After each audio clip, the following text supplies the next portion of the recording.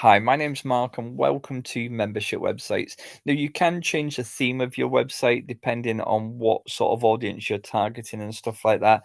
So, your theme changes the colors and also changes the homepage layout as well. It doesn't change any of the content though. So, if you've already got content on your site, you can easily switch between themes. So, we're going to go to settings and design settings and just show you where this is.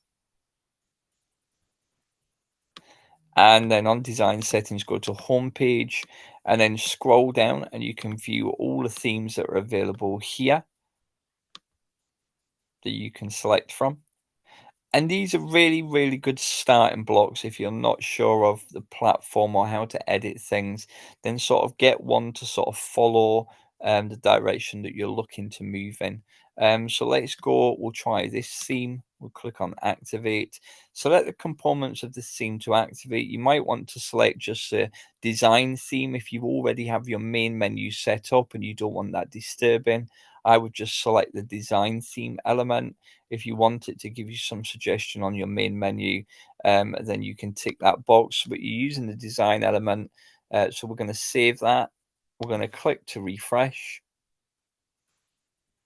and then we're going to go back here and refresh the website. And you can see here we are just here. So if we go back to the website, we can select any of them themes, remembering that's under the homepage tab. You can select any theme that you want to use. You can also strip back the page and just start from a blank canvas, which is what I highly recommend. However, these are really good starting blocks. So if it's something that you're looking that you're wanting to progress with your directory quite quickly, then using the theme structure is a really, really good idea.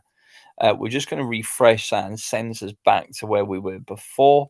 But that's how you adjust the themes on your website. Remember, it doesn't adjust any of the content that you've already got built into your website. I hope you found that useful, and thanks for watching.